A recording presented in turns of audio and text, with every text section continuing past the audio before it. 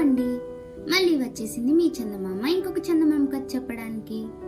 ఈరోజు మనం చెప్పుకునే ఆ చందమామ కథ పేరేంటంటే పీడ విరగడ.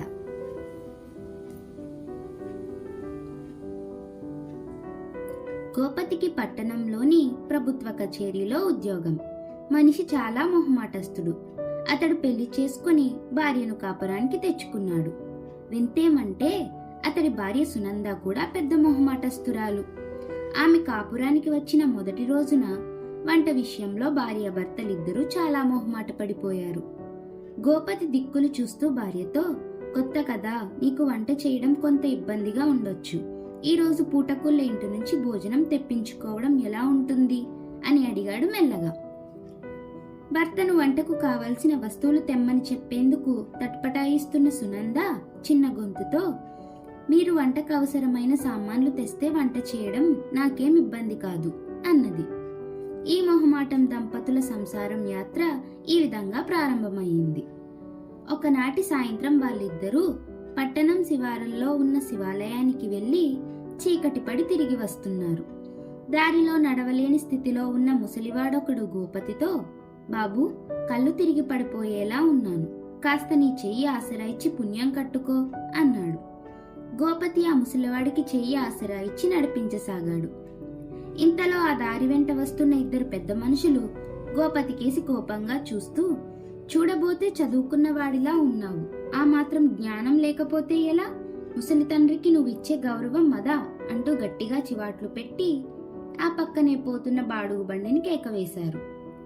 ఆ ముసలివాడు తన తండ్రి కాదని చెప్పేందుకు గోపతి ఒక్క క్షణం మొహమాటపడి ఏమి చేయడమా అని ఆలోచిస్తున్నంతలో బండివాడు ముసలివాడిని బండెక్కించి, అలా చూస్తారేం, ఎక్కండి త్వరగా అన్నాడు గోపతి సునందలతో.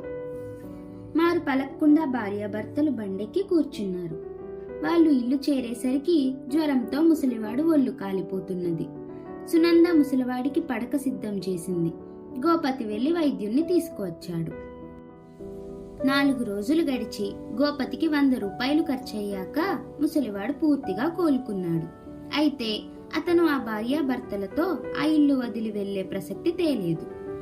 మరి 4 రోజులు చూసి గోపతి భార్యతో, ఈ ముసలివాడు ఎప్పుడు వెళ్తాడో ఏమో అన్నాడు. ఆయన్నే అడగకూడదా అన్నది సునంద. రేపు భోజనాలు అయ్యాక అడుగు అన్నాడు గోపతి. అలా అడగడం తన వల్ల కాదని భర్తకు చెప్పడానికి మొహమాటపడి సునంద మెదలకుండా ఊరుకున్నది. ఇలా మరి 2 రోజులు గడిచాక ముసలివాణ్ణి తమ నోటితో వెళ్ళమని చెప్పడం తమకు సాధ్యపడదని భార్యాభర్తలు గ్రహించారు.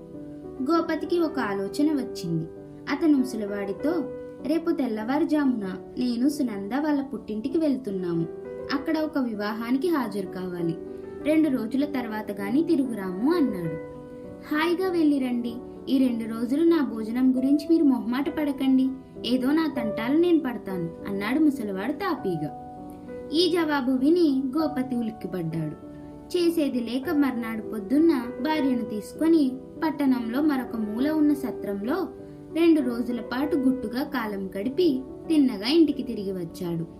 ఇక ఆ ముసలివాడి పీడ ఎలా విరగడవుతుందో ఎంత ఆలోచించినా భార్యాభర్తలకు ఏమాత్రం అంతుపట్టలేదు. ఒకనాటి రాత్రి వాళ్ళు ముసలివాడిని గురించి మాట్లాడుకుంటుండగా ముందు గదిలో పడుకునున్న ముసలివాడు లేచి వచ్చి, చూడండి, నన్ను గురించిన కబుర్లతో మీ నిద్రలు పాడు చేసుకుని నా నిద్ర చెడగొట్టవద్దు. నేను ఈ ఇల్లు వదిలి వెళ్లేదే లేదు. ఆ రోజు రాత్రి నన్ను మీ ఇంటికి తీసుకురాకుండా ఉంటే నేను హాయిగా ఎవరి ఇంటి అరుగు మీదనో చచ్చిపోయేవాణ్ణి. నన్ను బతికించినందుకు పోషించే భారం కూడా మీదే కాదంటారా? ఇప్పుడే వెళ్లి మీ పెరటి బావులో దూకి చేస్తాను అని చెప్పి వెళ్లి పడుకున్నాడు.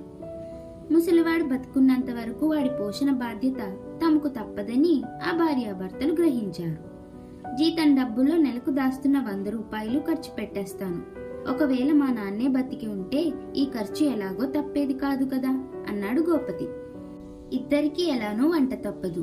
పోతే మరి 4 గుప్పెళ్ల బియ్యం, ఇన్ని కూరగాయలు, ఇంత కూరకు వంట చేయడం ఏమంత శ్రమ కాదులేండి అన్నది సునంద. ఆ రోజు గోపతి కచేరీకి వెళ్ళగానే అనుకోకుండా సునంద స్నేహితురాలు నందిని వచ్చింది. సునంద పెళ్లి, తన అన్నగారి పెళ్లి ఒకే రోజు జరగడంతో నందిని సునంద పెళ్లికి రాలేకపోయింది. ఇప్పుడు ఆమె స్నేహితురాలి కొత్త కాపురం ఎలా ఉందో చూసిపోదామని పనిగట్టుకు వచ్చింది.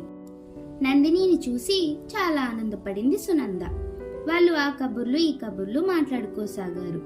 కొద్దిసేపు తర్వాత ముసలివాడు వాళ్ళ దగ్గరికి వచ్చి సునందతో, ఈ చచ్చు కబుర్లు ఎప్పటికి ముగిసేటట్టు, నాకు భోజనం వడ్డించేటట్టా లేనట్టా అంటూ విరుచుకుపడ్డాడు.